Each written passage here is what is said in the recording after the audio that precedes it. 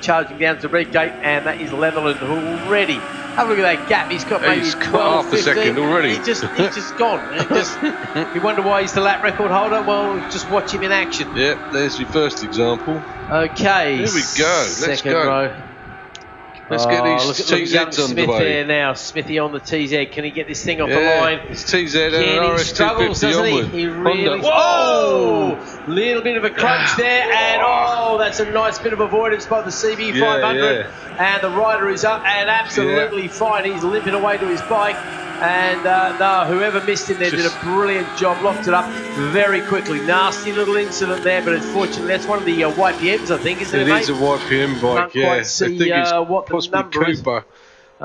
Can pick the number up maybe if I'm quick with the old bins here. And that was remarkably done. And yeah, it's the gap narrowed for a rider coming. 162, that is. Yeah, that is Darren Cooper, yeah. Darren's up. But he's up and about. He's sat on the wall now, so. A little bit of a limp there. The CB500 who missed him very, very nicely indeed. He anchored up nicely. That was a little bit of a mix-up there, unfortunately, but that's always dangerous, particularly on a split start, of course, because the other guys are coming around a little bit quicker, but everything's cleared away thanks to the quick action of the start line crew there, who has ever played an important part in the racing here, keeping everybody safe. So Darren will be licking his wounds, hopefully not too much damage to him or the bike, as Leatherland comes across the line with already an impressive lead. By impressive, we are talking at around about 1.2 seconds after a lap.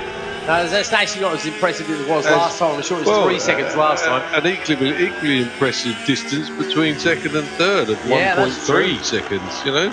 Yeah.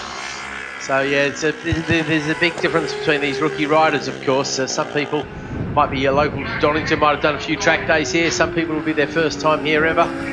Some people might just be delusional. When I started, Keith, I just wanted to not get lapped twice. Yeah, pretty much. I made it just. Yeah, it's all very interesting to see how you develop these things, isn't it, over the years. So the rest of the field come running through then. So as far as the Open 500s go, it is Crone from Smith. So making up for that poor start, Hayden, he leads the way in the 2 strokes. Then it's Jake Donkersley. Then it's Fell, Lee, Davis, Quinos, Harvey, Bainborough, Sheriff, Aguio, Goff, Drake, Buchanan, Fox, Elbeck and Stewart. Leatherland, Johns, Waters, Roche, Wrights, Hall, Morris, Hargraves. And incredibly swift.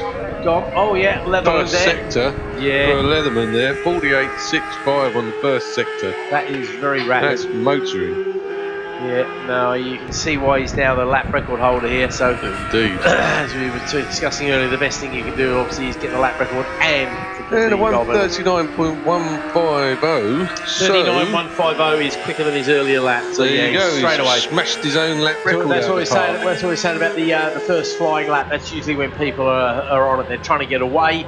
He's got the open track in front of him, so there's nobody in his way. And obviously the conditions at the moment. Still that little bit of wind there, but it's obviously not too bad because it certainly seems to be helping him along at the moment. Yeah. That 39.1 lap record didn't last very long. In fact, I think the shortest time I did actually see a lap record get broken after about 2 seconds once. Somebody came across the line, broke the lap record, and then somebody else came across the line and re-broke the lap record, chasing them down. So, yeah, somebody can claim, I think it's in the MZ, somebody can claim to have held a lap record for about 2 seconds. You know that Ronnie Ross 45.6 at Liddon? Yes. Following me. Because I just did the same thing. I'm not bitter. It was only 30 years ago. Hold a grudge? Never. Yeah, these things can last a few years. We go back to that, what's more important, the win or the lap record? And in that case... I rest my case. Yeah, exactly. I think you just told us where your loyalties lie.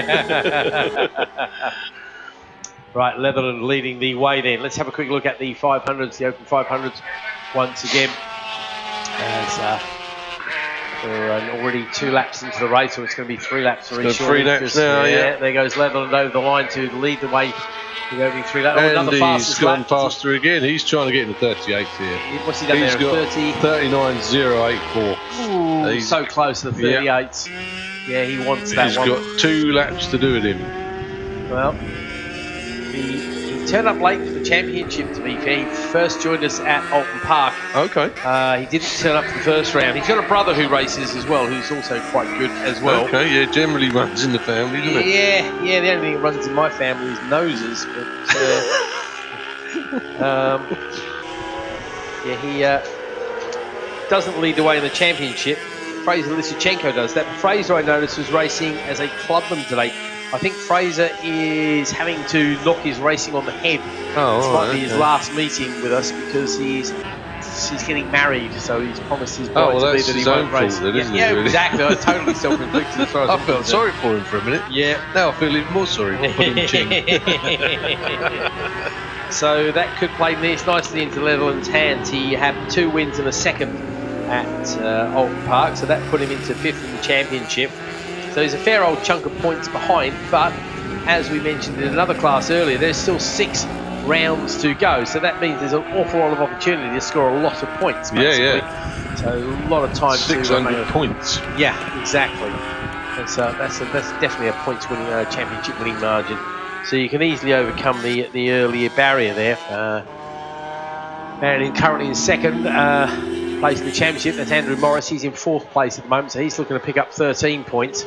So that's going to be 12 points he's lost to the potential leader in the championship there. So Lysachenko, though, has got a healthy gap of 68 points coming into this round. So it's nearly 3 race advantage, but unfortunately, if you don't go out there and play, you don't get to enjoy any sort of advantage at all. So Sean Crone leads the way in the 4-stroke branch of the Open 500s. Hayden Smith there in the 2 strokes now. Of course, the other thing is whoever is quickest in this class as well, the Open 500 class, you get the lap record there as well, 2 strokes and 4 strokes. Of course. It's a new class. New class, yeah. So whoever is quickest there is going to have some bragging rights to go as well. Jake Donkersley in 3rd place in that particular class. And then behind him, it is the machine of Peter Fell. Getting some chatter on the radio there, not quite sure what's going on. Could just be the last lap flag going out, of course, because, well, it'll be the checkered flag very surely, because Leatherland is already up at Coppers, having exited there. But I think he got a bit backmarked in the last lap if you look at his time. 2 seconds. Well, that's easily done. Yeah. I mean, I think he might have even backmarked one of his fellow 600 riders, let alone the Open 500 classes. He's got another one more to get, maybe, or maybe he'll show pity and let the little 500 continue on its way. Yep, I think he's going to have to there. Leatherland on the brakes for Goddard's for one last time, having relegated quite a few of the 500s. And some of the 500s, I think, have relegated some of the slower 600s as well. So always a bit of a chop and a change and a mix and a match with these events, as the checker flag does indeed go out to Lyndon Leatherland, the winner and new lap record holder in the rookie 600. So that's 2 wins on the day. 2 wins and a lap record. That's pretty much the perfect day, really, isn't it? Pole position, you can't really do much more than that, can you? No. Go out and smash it. So well done to... ruined everybody else's day, yes? Yeah, so well done, Keaton Leatherland. I do apologise for calling him Lyndon as well, because that is his brother's name. Oh, okay. So I do apologise. Okay. I've called Lyndon's name quite a few times over the years. This is Keaton Leatherland, and definitely coming along very rapidly indeed. Younger brother, apparently. There we go. So, second place goes to, let's see, that is Andrew Morris there, who hangs on for second place. So well done, and Andrew, you moved up a few places at the end there, which is what you want to do if you want to keep your championship hopes alive. Yeah. Next up is David Waters. Then it is Timothy Roche ahead of Albert Hall. And then we've got Curtis Wright and James Hargreaves, and then rounding out your top 8 is the number 86 machine of Martin Johns. So we've got to overtake there, so there might be some penalties after the race if things get applied there. I'll worry about that a bit later. In the 4 strokes, Hayden Smith does actually, in the Open 500, sorry, it's Hayden Smith who actually takes the win this time round. So well done, Hayden. He beat Sean Crone. Obviously, they're in slightly different classes, but you want to beat whoever's around you, particularly if they're in a similar class. So Hayden Smith over Sean Crone in that particular one. Jake Donkersley finishes in 3rd ahead of Damien Lee. And then it is Ian Davis. Then we've got, which Brown is that? Common surnames, the bane of the commentator. David Brown, so he's one of the 600s. There we go. I'm looking at the wrong chunk of the page. I should have noticed the name next to it there.